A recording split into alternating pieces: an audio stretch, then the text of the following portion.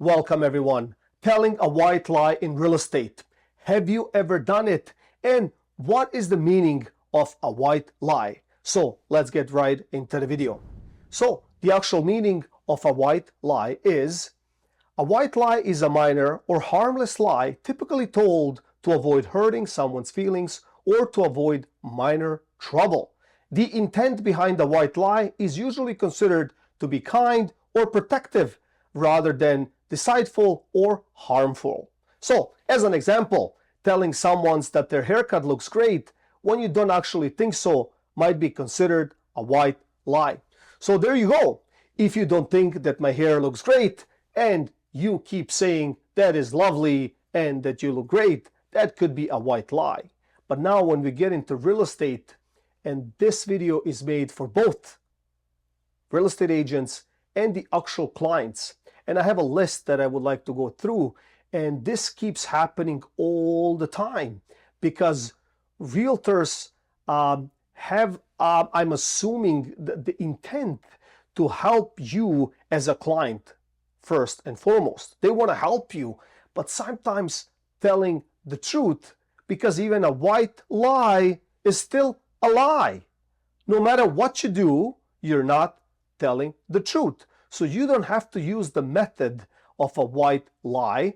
As per this particular definition, it says here, the intent behind the white lie is usually considered to be kind and protective and not hurting anybody. So hold on a second. I'm not doing you a favor if I'm lying to you. That's number one rule, right? So there's different ways how I can actually guide you in this particular process. And most of the time on a listing presentation, if you have enough value and they would like to actually choose you for their services and for you to be their realtor, okay, and you have that check marked. But the other part of it is the price, especially now. We are in 2024, the markets has shifted. You have seen it like on my other videos that, like we're just jammed with listings popping like mushrooms in every neighborhood. And I'm sure in your neighborhood where you live, you have for sale signs everywhere, and we're lacking sold signs. But these white lies that some of the agents do and some of the clients do, they keep clashing and there's no end result. So what are these? So I prepared a small list. So as a realtor, you have to start positive. You have to engage with your sellers and just look at the property and see what are the positives in this particular property, right? So it could be the size, could be the location, could be the street, could be the trees in front of the house, the trees in the backyard, walkout basements, 3 bedrooms, 4 bedrooms. You have to know what you are talking about, right? And even some small things, right? But the sellers will always try to milk the most, the absolute, the best price possible. And I'm not blaming them. Of course, that's what you should do. But sometimes they will overprice some of these, upgrades that they have done in their house. And I see it all the time. My floor is worth $50,000.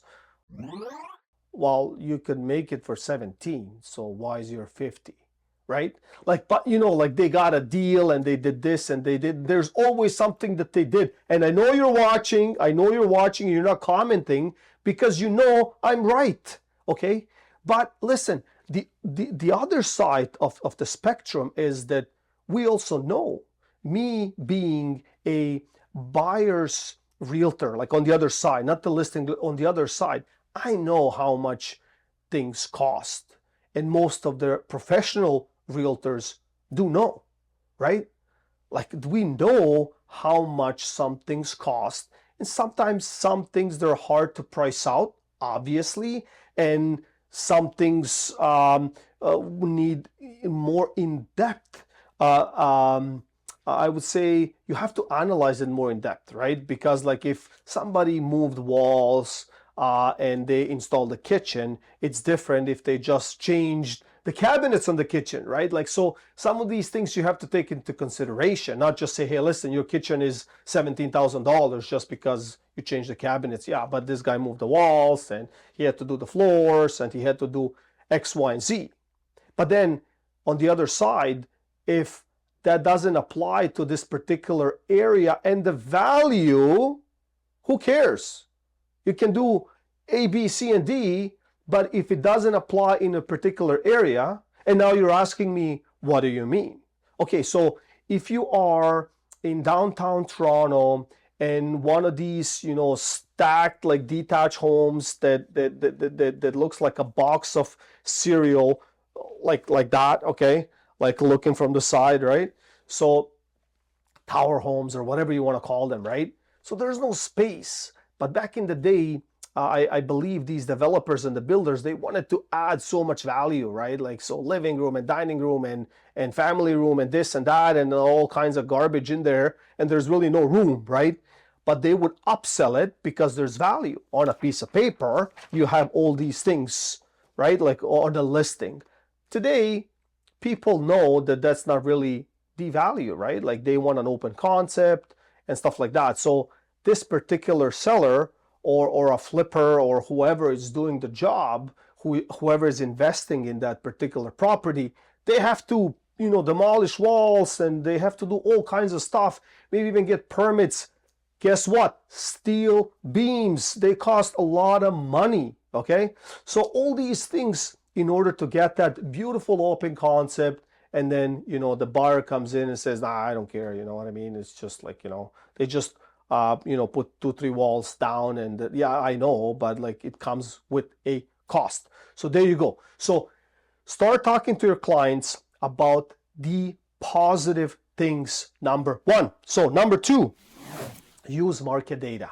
So this is always strong. Like, don't use those white lies and say, yeah, don't worry, you know, your house is usually 1.2 million, but just because I like you, I'll sell it for 1.4. So what do you mean by that?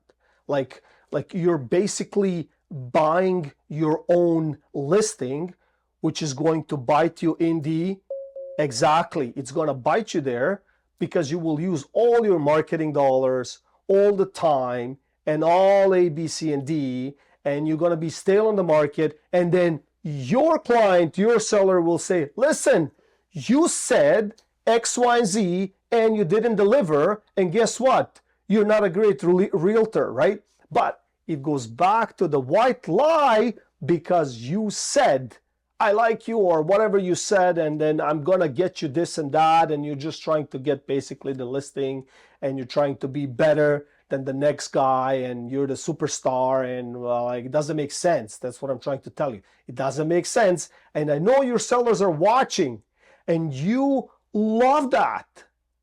Admit it. You love it. If you have two of me, same person, okay? Same person, come in, and I'll tell you, listen, your house is worth $1.2 million as per data today, okay? So I might do more digging, which I always do, maybe some predictions. You cannot predict it, like most of these things are unpredictable. But we try, like we try to assume what might happen.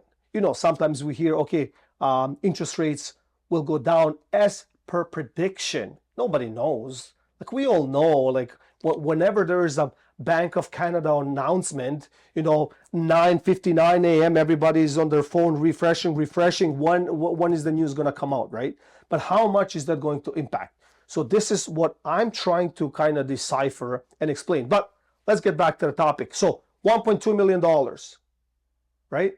You don't want to hear that. So, and then the next guy, same as me, like comes in 50 minutes after me and says, look, 1.4. Who are you going to believe? You're going to take the, you're going to take the $1.4 million guy. Why? Because it's a white lie. And doesn't matter what I show you, you're going to say, no, but this guy with 1.4, he has something, he has a touch, he has a gift. No, he's lying to you, okay? Straight up, he's lying to you. No data to back it up, no nothing. Both of you are going to go down. You are going to be sitting on the market, no favor to you. The realtor is going to spend all the marketing dollars, and guess what's going to happen? Price reductions. Price after price after price reductions. And then the interesting thing about a price reduction, this is the most incredible mathematical equation that you will ever hear. So listen up, both of you, realtors and sellers. And please comment. Please, sellers, comment. Have the guts to comment now. Because check this out. So if the market value by data is $1.2 million and we listed $1.4 million, so you are above $200,000. Do we agree? Very simple math, okay? And then let's say 60 days down the road. 60 days down the road, the realtor calls you. Hello? Yes. Okay, so are we going to have a price reduction? And then you and your wife and the family and the neighbors and everybody that knows real estate and doesn't know real estate agrees, and you have a green light from your seller. And you're like, okay, that was great. No problem. So, and you reduce it by $800,000. So now the listing price is at 1.3 million. Okay, great. Okay, and then you get an offer at 1.2. So what happens? The first thing that your seller will tell you, look, I already had a reduction. I had a reduction from 1.4 to 1.3, and now they want me to go another $100,000 to 1.2. It's ridiculous. I'm going $200,000 off the price. Like, what is going on here? Hold on a sec. Halt, stop. Okay, you did not reduce anything. Because first of all, you were sky high. That's number one. So you were at 1.4. So you were $200,000 above all the possible price in your particular area, and it doesn't make any sense. So you're not reducing anything. You have to reduce to 1.2 in order to start reducing, because that's the market value. So comment, please comment on this. Please, I would like to know. I understand having a little bit of a negotiation buffer. And I know you guys will not comment, because commenting on this will require math. So you will not comment. But anyways, let's go to the third point. So consequences of overpricing your house. Okay, so I will tell you very quickly. This is what happens. So you overprice, as an example, 1.4 million. Market value is at 1.2. So whoever comes in next and lists their house properly, guess what happens? Guess what happens with your listing at 1.4? You might get showings, you might get all kinds of stuff, which is legit, which is fair, no problem. But guess what happens? You are allowing everyone else to sell for the market value, and you're helping everyone else, because even the buyers, they're like, okay, I love this house, but it's 1.4. Similar house is at 1.2. Okay, so it's not a brainer. So what you're doing, Mr. and Mrs. Seller, you are helping everyone else sell but you. And then we're going to go into price reductions, who knows, extensions, defaults, I don't know. But this is what's happening. Suggest a price range. So this is fine. I have been speaking to so many listing presentations, so many sellers, so many buyers, etc. But it is fair to give a range. So I always try to give a low and a high range. So I will say, look, Mr. and Mrs. Seller, your house will sell between 1.185 to 1.25. So this is the range. So a $50,000 range. So we can take into consideration some of these things. Some buyers will mind that your floor is, honey oak, and they would prefer, rosewood, whatever, or your kitchen is dark, chocolate brown, which you love, and nobody cares because they want white cabinets. You can have the best house, but they want white cabinets, right? And then there's different whites in whites, because there's the white, cloud white, And then there's the CC40 white, CC60 white, which are like different terms, so like of white, off white, and then like they want grays, you know, like a pigeon gray, you know what I mean, and stuff like that. So look, different tastes. So it might be new, it might be great, you might love it, but not everybody has to like it. You have to understand that. So also those things come into consideration, but that is for another video. So let's focus, consult and not sell. Okay, so as a realtor, so when you come to a listing presentation, I personally understand you as a seller, as a owner of a property. It's your call, 1000%. It is your call, your property, your space. I do respect that, 1000%. But you're hiring me, I have to consult you, right? I don't have to say those white lies in order to get your listing, because I don't want it, right? Like I don't want something that doesn't make any sense, because both of us will go under. It's like cruising a ship with a hole in it. And we both know, and I know, and I'm telling you, don't worry about it, we're gonna make it. We both know we're not gonna make it, okay? So maybe the seller say, okay, well look, this guy is a captain in a boat, there's a hole in it, I'll take his judgment, right? It's a white lie, like you know, I'm just, you know, like trying to kind of like go smooth. Like we're not gonna make it, okay? So consultation means like showing data, trying to understand, and there's obviously buffers, and having a dialogue, not a monologue, a dialogue. Like why would you say this is, right? Like it's a great question. I'm not calling you out. Like this is serious stuff. This is real estate. We're trading maybe your life savings here, your retirement fund, your I don't know what, right? Like you're relocating because of a job, and just that piece of puzzle will make your life so much better.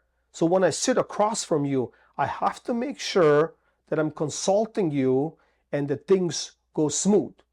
I have declined listings, not because I'm trying to be ignorant or I'm trying to be whatever, but if it doesn't make sense, it doesn't make sense, right?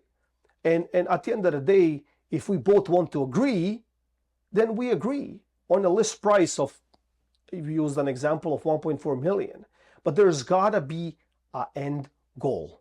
So a consultation with an end goal. So please comment below, it's very important, please.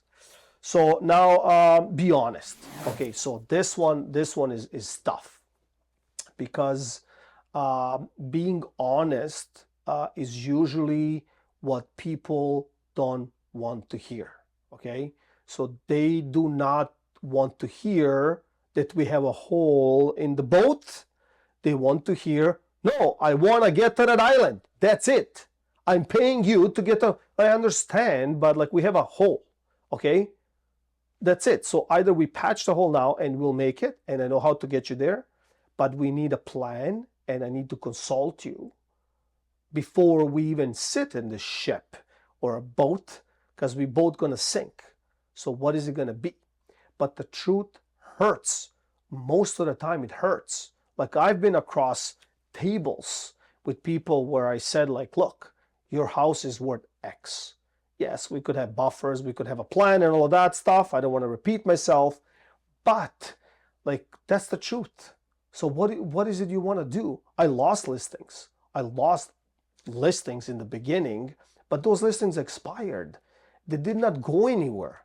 They were going in circles, and then these people, now they're ashamed. Like, look, if a realtor came to your table and you found out down the road when your listing expired with someone else, call them back. Have the guts to call them back and say, Mr. and Mrs. Realtor, look, I got it, right? But then you become ashamed. You're like, okay, I don't want to call them again. Like, you know what I mean? Just because they were honest, they gave you the real data, you don't want to call them again? Just because they could have fixed your problem? Just because you were illusional about a price? and they kindly explained everything, so you don't want to call them back? Have the guts, call them back. Call them back, say, I appreciate it. I appreciate it. It's not whether I made a mistake or not, has nothing to do with that, but I tried, okay?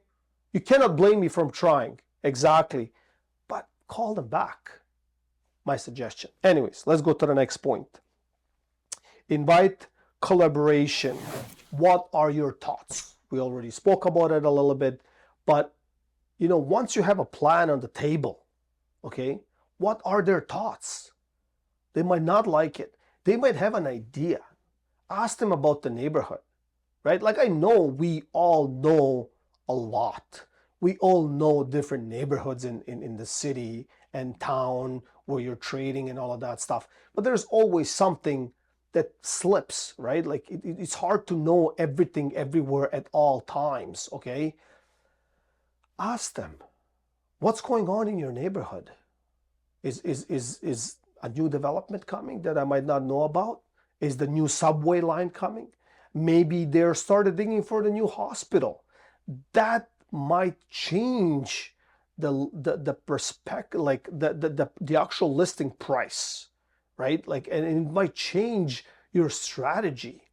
But it is good to have the dialogue with the Mr. and Mrs. Seller, just so you can have the whole picture, and you can analyze. And another thing, when you, for example, like if you're talking to leads and stuff like that, what is it that you do?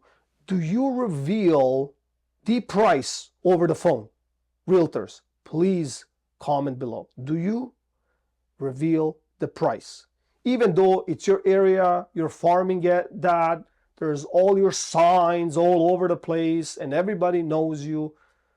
When you have that lead on the phone, do you reveal the price? I don't, because it doesn't make sense. How can I price something if I did not see it, right? And the sellers on the other side of the phone, they're like, no, I want the price. I don't know what to price you for. Right? Oh, it's a bungalow. It's a, how a bungalow looks. Yes. It's a three bedroom. Yes. And that is not a finished basement. Yeah, but like, the kitchen is white. Okay, but like I need more information. So please do not price just because you're under pressure. Try to book that appointment. Try to go see them, because you'll do them a favor. And I'll tell you why. If you tell them that price, a white lie, intentionally or unintentionally, and then you go there and then you realize one thing, oh boy, it's not what they were saying on the phone. Yeah, it's true, but there's a lot of white lies in there, right, that will not harm anyone, but that's not the reality. So what happens? But then you said, on the phone, when they spoke to you, you said 1.4 as an example, but the true market is 1.2.